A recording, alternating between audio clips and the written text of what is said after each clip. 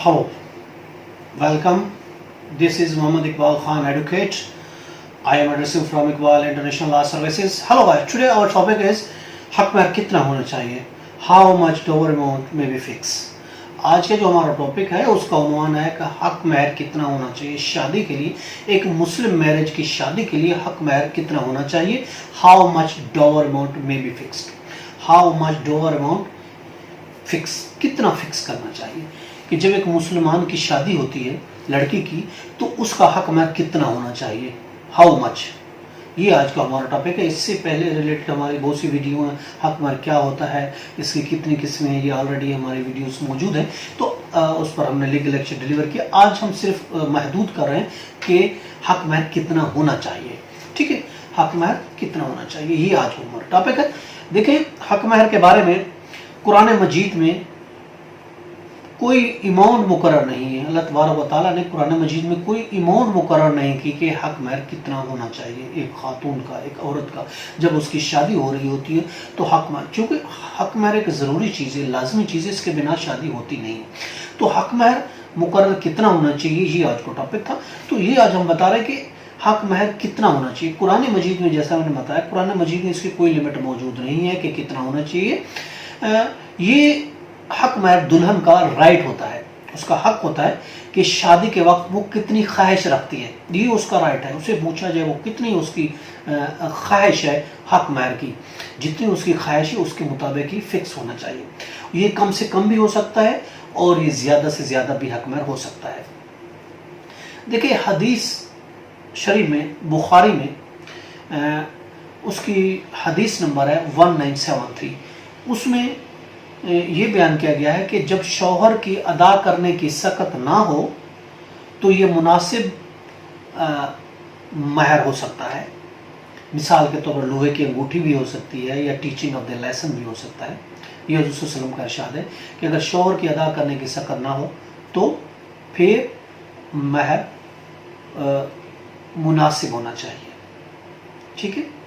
और अब देखें, महर की रकम हम देखते कितनी, महर की रकम देखिए सब्सटेंशियल होनी चाहिए. और इसके बारे में कुरान मजीद की चैप्टर 4 आयत नंबर 20 में जिक्र किया गया है. और हनफी जुरिस्ट के नज़दीक, जो हनफी जुरिस्ट है इमाम अबू हनीफा, हनफी जुरिस्ट के नज़दीक हक महर कम से कम 10 दिरहम होना चाहिए, जबकि मालकी जुरिस्ट ये कहते हैं कि हक महर की कम से कम 3 दिरहम अमाउंट होनी चाहिए. अब देखिए, हक महर जो है एक मुनासिब हक महर मुकर्रर होना चाहिए. हक महर मुकर्रर करने के लिए जो दुल्हन है उसके ख़ानदान की माली हैसियत को देखा जाता है. हक मुकर्रर करने के लिए, हक महर मुकर्रर करने के लिए जो दुल्हन का ख़ानदान है, जो दुल्हन का वालिद है, उसकी माली हैसियत को देखा जाएगा.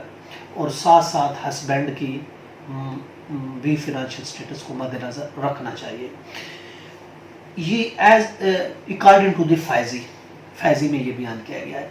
और जबकि हिदाया में ये कहा गया है कि फ़िक्स करने के लिए कुछ रूल दिए गए हैं कि हक महर फ़िक्स किस तरीके से करना चाहिए.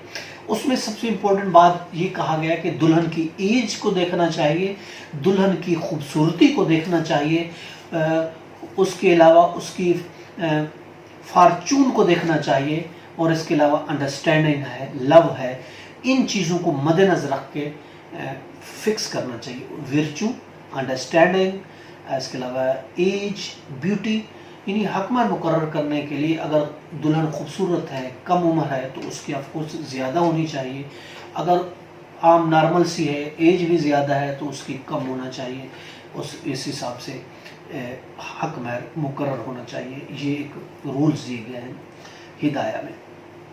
बहरहाल हक महर जो भी हो वो अदा करना चाहिए, हक महर अदा करना चाहिए. अगर हस्बैंड अदा नहीं करता तो फिर उसकी जदा से वो हक महर डिडक्ट होगा, ये याद रखें.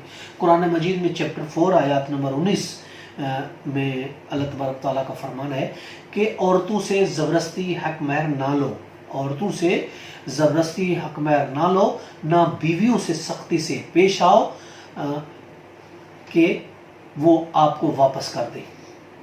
یہ اللہ تبارک و تعالیٰ نے چیپٹر 4 آیت نمبر 19 میں بیان فرمایا ہے کہ عورتوں سے زبردستی نہ لو اور نہ بیویوں سے سختی سے پیش آؤ کہ وہ آپ کو واپس کر دیں. یہ تھا آج کا ہمارا ٹاپک. حق مہر کتنا ہونا چاہیے, how much Dabur amount fix, کتنا فکس کرنا مقرر کرنا چاہیے. آج کا ٹاپک یہیں پہ ختم ہو جاتا ہے. آپ کے فیڈ بیک کا انتظار رہے گا. Have a nice day. اللہ حافظ.